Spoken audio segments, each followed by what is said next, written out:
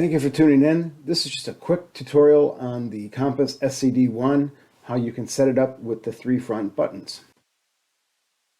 Now the first thing you can do is zero it by pressing the left and right buttons at the same time. Once it hits datum, that will go to 0. Then if you want to go back to the raw reading, just hold the left and right buttons again until it goes to clear and it goes to the raw reading.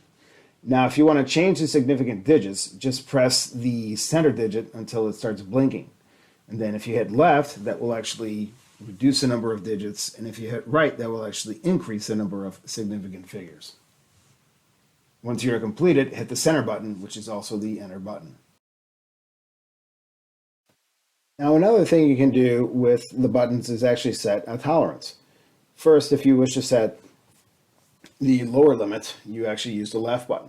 First, move the probe to the value that you wish to be the lower limit, which in this case is -0.5, and press and hold the left button.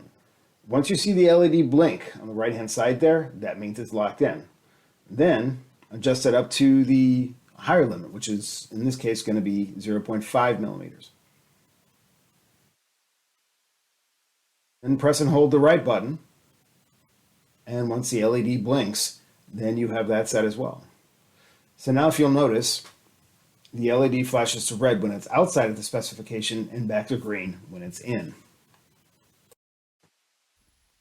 So that concludes this portion of the training. Again, if you have technical questions, you can contact your local Solartron representative. Thank you and have a good day.